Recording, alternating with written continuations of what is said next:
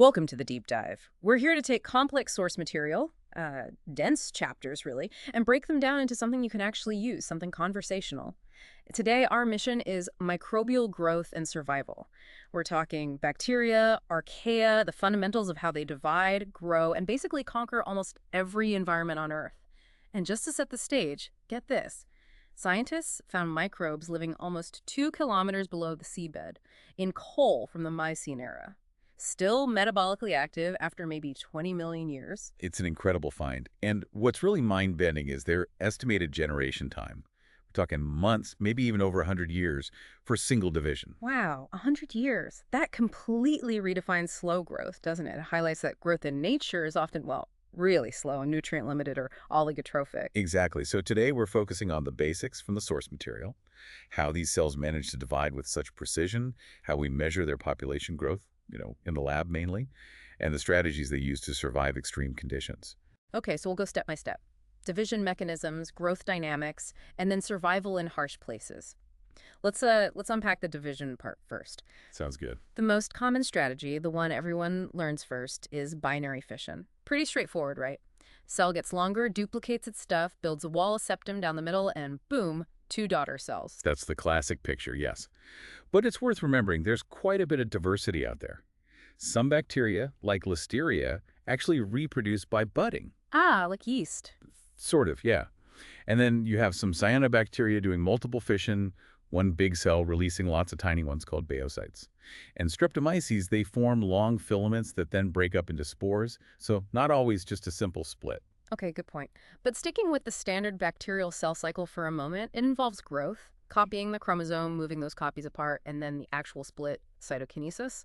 But unlike our cells, eukaryotes, these processes often overlap quite a bit in bacteria. They really do. It's much less compartmentalized in time. Replication, partitioning the chromosomes, and building the septum can all be happening concurrently. So how do they manage that? Especially ensuring each daughter cell gets one complete chromosome before the wall closes? That's where some elegant molecular machinery comes in. For chromosome partitioning, many bacteria use the parabaro system. Think of par as a specific site like a handle on the chromosome. Okay. The par protein grabs onto that par handle. Then the pare protein, which kind of spreads through the cell, acts like a track or maybe a relay system. It effectively pulls or guides the PARB DNA complex to the opposite end of the cell. Like a little molecular tug of war ensuring separation. Exactly, making sure one copy ends up at each pole before division. Okay, so the DNA gets separated, but then there's the septum formation, the actual pinching in half. It's driven by this ring of FtsZ protein, right? How does the cell make absolutely sure that ring forms precisely in the middle and, crucially, doesn't slice through the DNA before it's fully separated? Right, that would be catastrophic. Cells have evolved basically 2 key mechanisms to prevent that, often working together.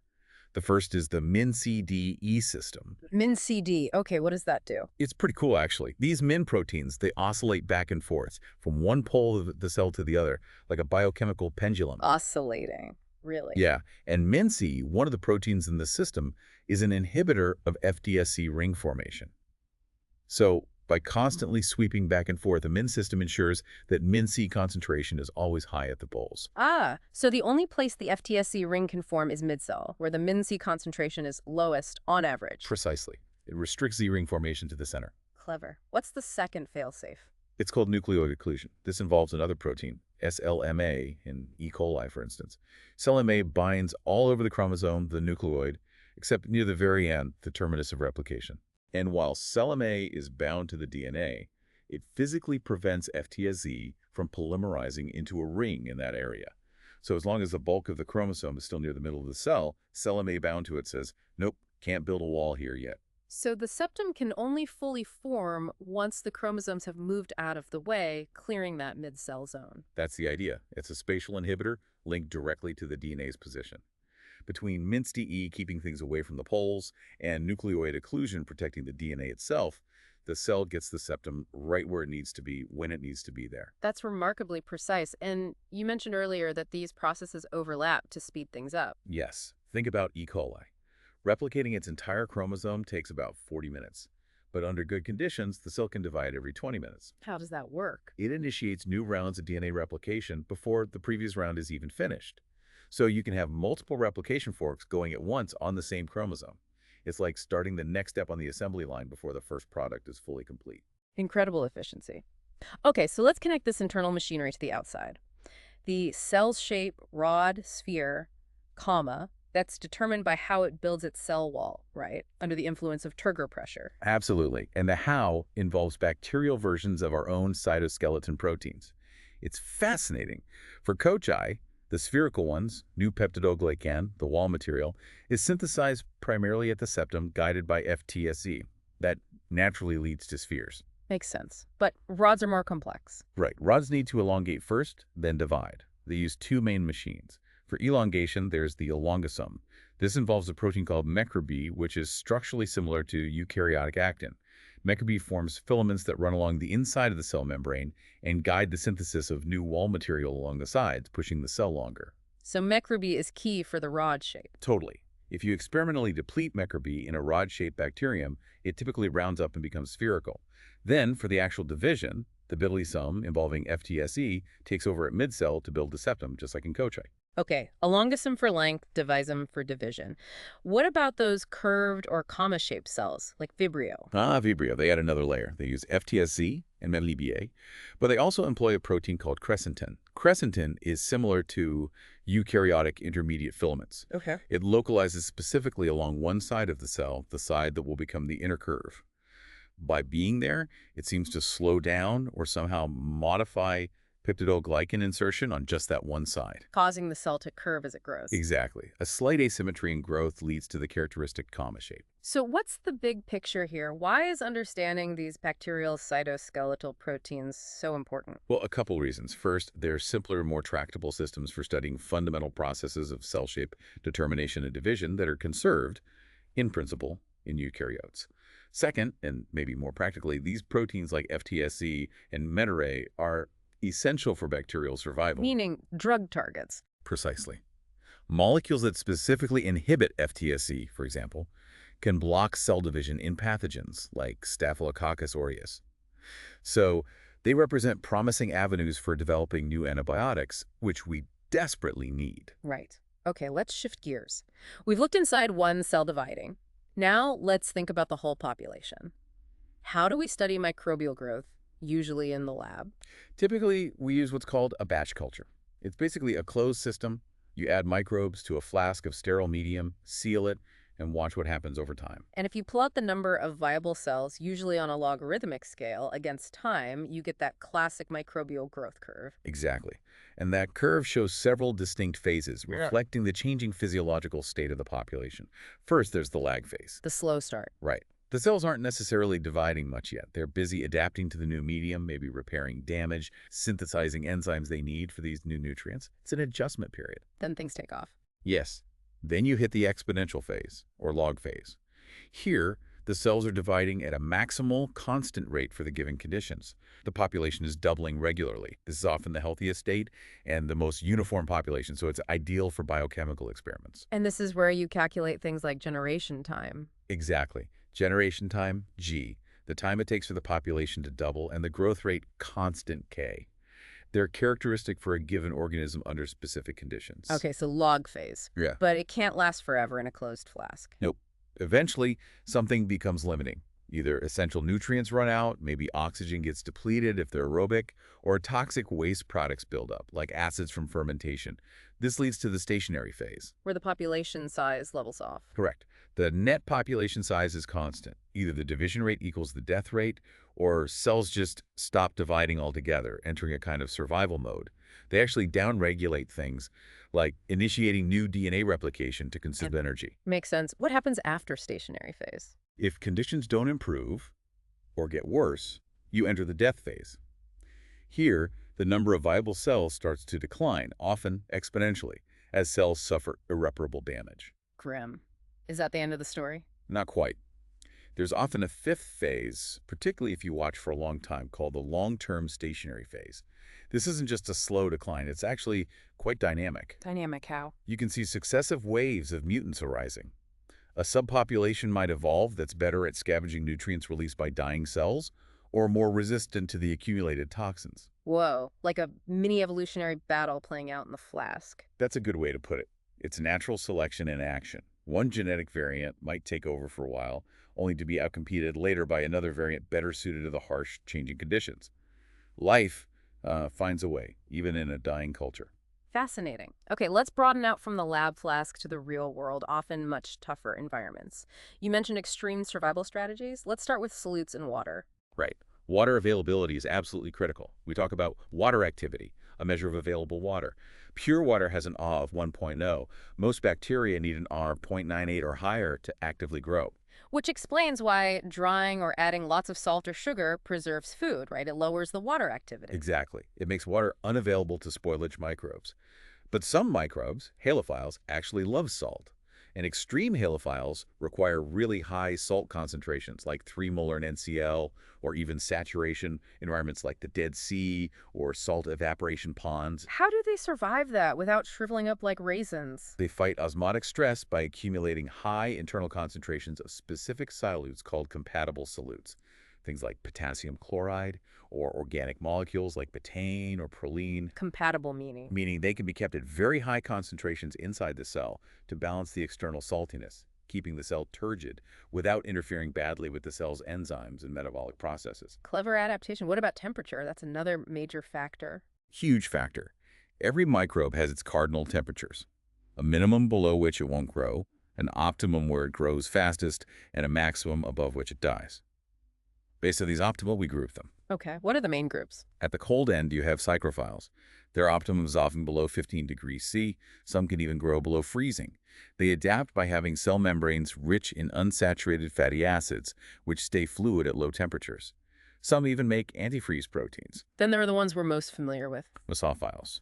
Their optima are moderate, usually between 20 degrees and 45 degrees C. Yeah. This group includes most human pathogens, since our body temperature is around 37 degrees C. And at the hot end. You get thermophiles, optima 45-80 degrees C, and then hyperthermophiles, optima above 80 degrees C. Some archaea can grow well above boiling point, up to 113 degrees C, or even slightly higher under pressure. How on earth do they keep their proteins and DNA from falling apart at those temperatures? Several ways. Their membranes have more saturated branched lipid for stability. Their proteins have subtle structural differences, making them more heat stable, often helped by chaperone proteins.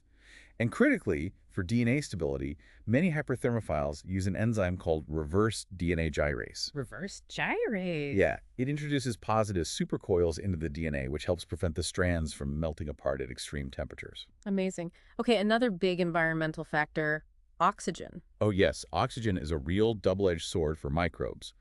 We classify them based on their relationship with O2. What are the categories? You have obligate aerobes. Files need O2, but only at low levels. Normal atmospheric levels are toxic. Facultative anaerobes grow best with O2, but can switch to anaerobic metabolism if it's absent. Okay, then there are the ones that don't use it. Right. Aerotolerant anaerobes ignore O2. They don't use it, but are harmed by it. And finally, strict anaerobes, for whom O2 is lethal poison. Why is oxygen toxic to some? I mean, we breathe it. Because oxygen metabolism inevitably generates nasty byproducts called reactive oxygen species, ROS. Things like superoxide radicals, O2, and hydrogen peroxide, H2O2, which can damage DNA, proteins, lipids, basically everything in the cell. So how do organisms that use oxygen deal with that? They have protective enzymes. The two main ones are superoxide dismutase, SOD, which converts superoxide into oxygen and hydrogen peroxide, and catalase, or sometimes peroxidase, which breaks down hydrogen peroxide into water and oxygen. And the strict anaerobes lack these. Generally, yes. They don't have robust defenses against ROS, which is why even brief exposure to air can kill them. Facultative and aerotolerant organisms usually have SOD and catalase peroxidase too. Makes sense. Let's quickly touch on pressure and radiation. Sure. For pressure, most surface microbes are fine, but deep-sea organisms experience immense pressure. Some are barotolerant, survive but don't prefer high pressure, while others are piezophilic or barophilic, meaning they actually require high pressure to grow optimally.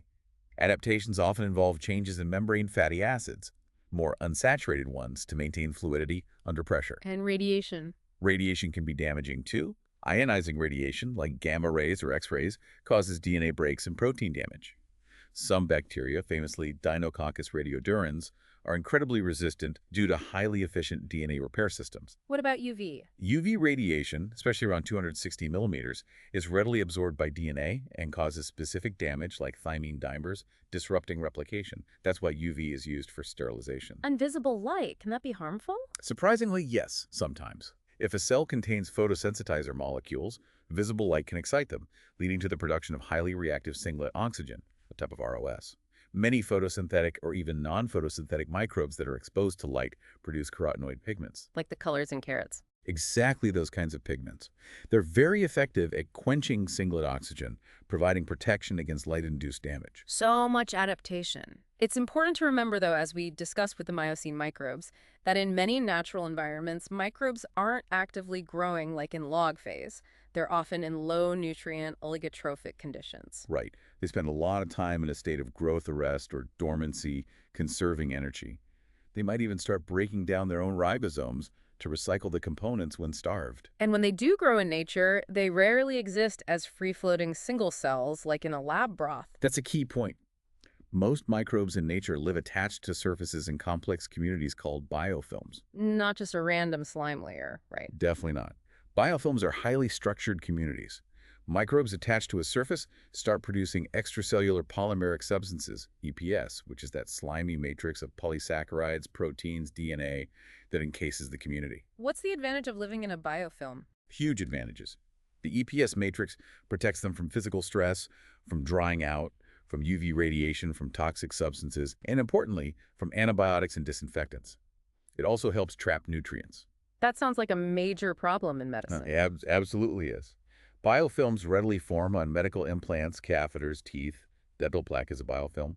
The cells inside are much harder to kill with antibiotics, partly due to the physical barrier of the EPS, and partly because some cells within the biofilm enter a dormant, highly resistant state called persister cells. So biofilms require coordination. How do microbes in these communities talk to each other? They use a process called quorum sensing. It's essentially cell density-dependent communication. Sensing a quorum, like having enough members present to vote. Kind of, yeah. The classic example is the bioluminescent bacterium Vibrio fischeri.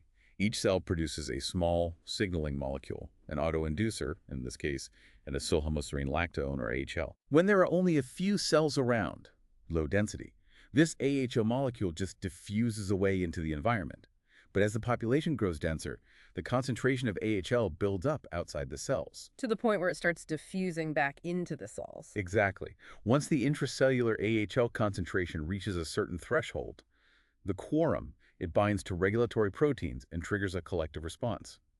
In Vibrio fischeri's case, it switches on the genes for bioluminescence, so the whole population starts glowing together. So they coordinate group behaviors. Does this happen between different species, too? Yes, absolutely.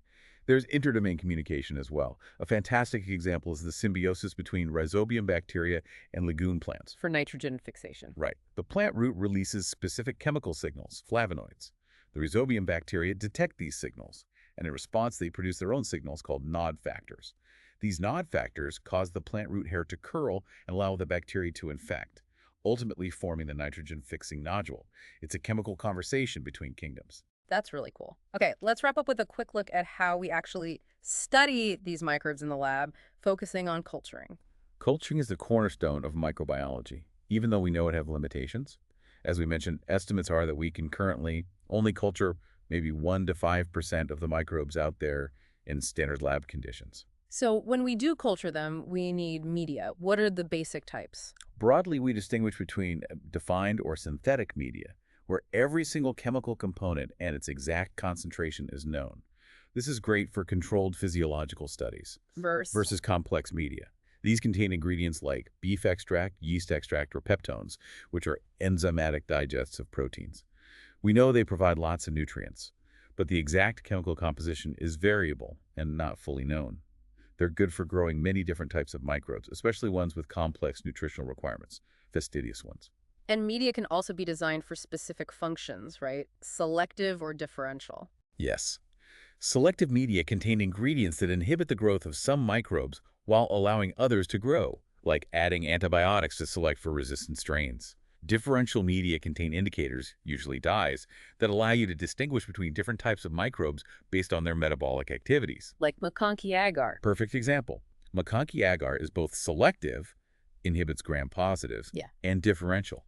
Lactose fermenters turn pink red, non-fermenters stay colorless. And getting a pure culture, just one type of microbe, is crucial. How is that usually done?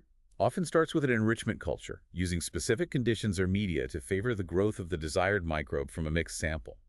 Then you need isolation techniques. The streak plate method is the workhorse, physically spreading cells out on agar, so individual cells form isolated colonies. Spread plates and pore plates are used for counting. Which brings us back to counting. Why are plate counts reported as colony-forming units, CFU, instead of just cells? Because we can't be sure that each colony arose from a single cell. Maybe 2 or 3 cells stuck together, landed in the same spot, and grew into one colony. So CFU acknowledges that uncertainty. It reflects the number of viable units capable of forming a colony. And this relates to the Great Plate Count anomaly. Exactly. If you take a sample, say soil or water, and count the cells directly under a microscope using a counting chamber like a Petrov-Hauser chamber, you almost always see vastly more cells than you get colonies when you plate the same sample on agar media. Why the discrepancy? Many reasons. Some cells might be dead, some might be viable but not culturable on the specific medium used, some might be injured and unable to grow, or they might require neighbors to grow, consortia. Besides direct microscopic counts and plate counts, what's another common way to estimate population size? Turbidity measurement using a spectrophotometer. As microbes grow in a liquid culture, they make it cloudy or turbid. The spectrophotometer measures how much light is scattered by the suspension. More cells mean more scattering, higher turbidity. It's fast and non-destructive, but it measures total biomass, living in dead cells, not necessarily viable cells. And finally, you mentioned batch culture limitations. Are there ways to keep cells growing exponentially for longer? Yes, using continuous culture systems. A chemostat, for example, continuously adds fresh medium at a slow, controlled rate while simultaneously removing spent medium and excess cells. This keeps the nutrient concentration constant and low and the population density stable, maintaining cells in exponential growth, often mimicking those low-nutrient natural environments better than batch culture. Wow, okay, that's quite a journey. We've gone from 100-year division, times deep underground, down to the nanoscale precision of min proteins and FtsZ's rings, ensuring perfect division through population dynamics, extreme survival, and even social networking via quorum sensing. It really covers the fundamentals of microbial existence. And understanding these processes is crucial, whether you're developing antibiotics, targeting cell wall synthesis, predicting how pathogens might spread, or even harnessing microbes for biotechnology. So much packed into such tiny organisms. Absolutely. And maybe a final thought for you to consider. We talked about the Great Plate Count anomaly and how many microbes are viable, but not culturable, VBNC, on standard lab media. These VBNC cells are dormant, but they can potentially wake up and resume growth if conditions become favorable again. Like microbial sleeper cells. Exactly. So the question is, how do our current methods for ensuring safety testing, water purity, checking food for contamination need to evolve to better detect or account for these potentially hidden, dormant, but still dangerous microbes? That's a really important point, a lot to think about. Thank you for joining us on this deep dive into the remarkable world of microbial growth and survival.